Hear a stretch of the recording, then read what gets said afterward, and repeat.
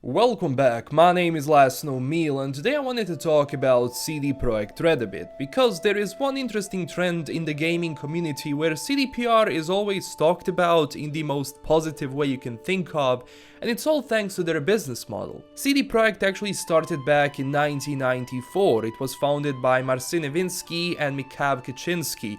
They were actually video game retailers before they started making games. And in 2007 they released their first game, The Witcher. Now the first game itself, even though it wasn't a popular title, did get noticed by a lot of people and actually worked really well for CDPR.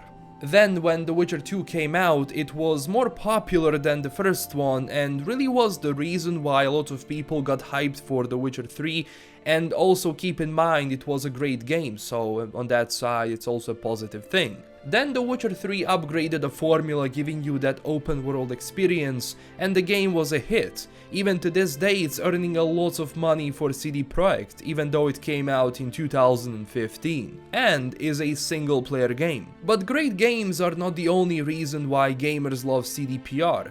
Since the beginning the company wanted to have gamers on their side, not to fight them.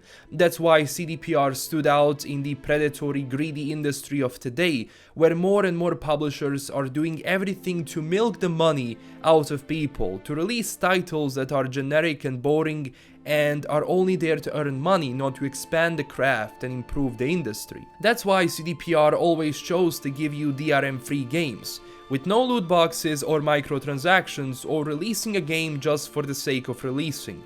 They do have microtransactions in Gwent, but they are not mandatory. You don't have to buy one single loot box in Gwent to be good at the game, to actually win at the game. And if you look at Cyberpunk 2077, for example, that game was revealed on January 10th, 2013, with its first teaser trailer, and after that we got nothing. We got the message, it will be out when it's ready, and that's it. Now we're getting closer to E3, that is going to be the most definitive moment of CDPR. They are about to show everything they've worked on for so many years, and this time with their biggest show yet.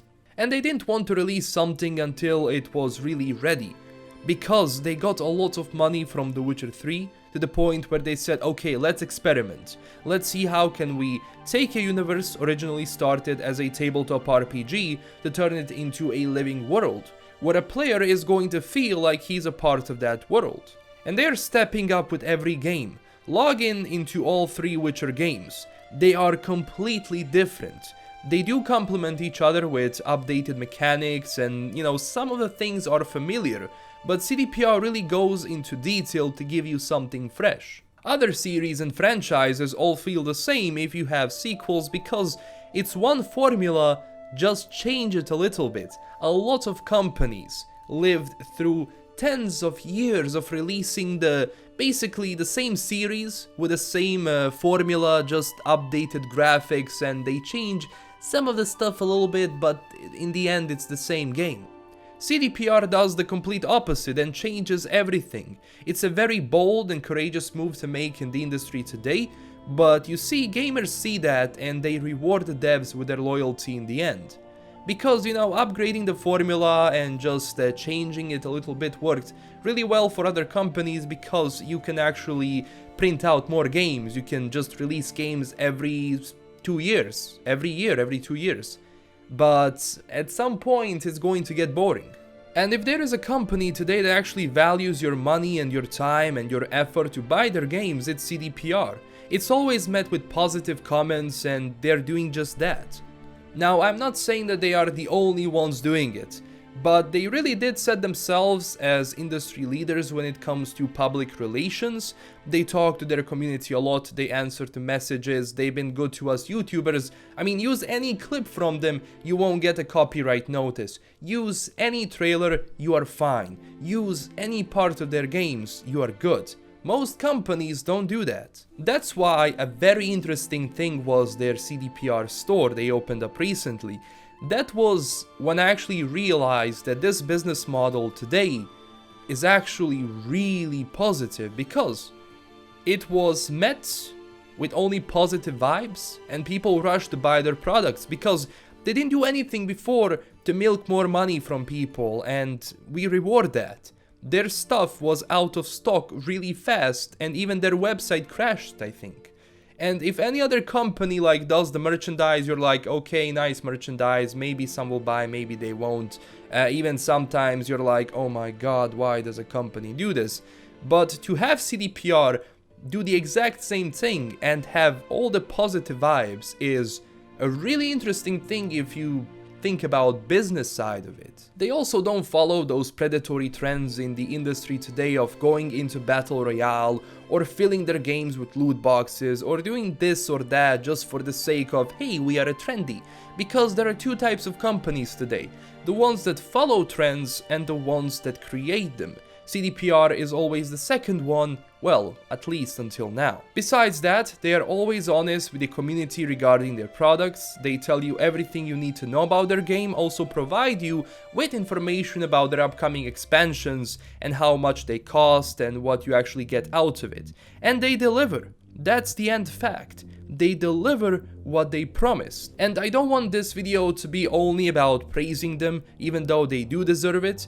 There is also another side of the coin. Because being the good guy in the industry puts you in the spotlight. If you make one tiny mistake, people will notice. And you will get 2 times as much hate as another company that does it every week. So CDPR needs to be careful with what they do in the future.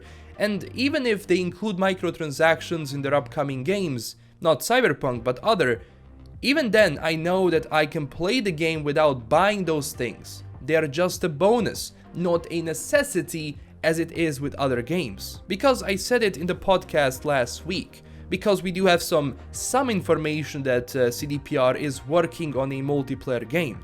And the multiplayer games are not bad. Developers and publishers of today made them bad because multiplayer is just an excuse to milk more money from people. It can be fun if made by a normal company, keep that in mind, so hopefully CDPR, when they release their multiplayer game, is going to do just that. And also I made my channel what it is from their games, so in a way I am connected to this company. Because usually now, I'm not trying to be egoistic here, but a lot of people said to me like, when I type in The Witcher or I type in Cyberpunk, your name also pops up. And that's a really cool thing to have, I'm not going to lie, and thank you for that. But hey, that is everything I have for today. Tell me down below what you think about CDPR and their business. And also smash that like and subscribe button for more news and videos. I want to do more of these essays in the future, so I have one more about Cyberpunk that is coming out in about 10 days. I don't want to rush it, it has to be a really good video, so keep a lookout for that. Also visit me up on Twitter and join my amazing community in Discord. Do that. All the links are down below. LKM signing out and stay classy everyone. Bye bye.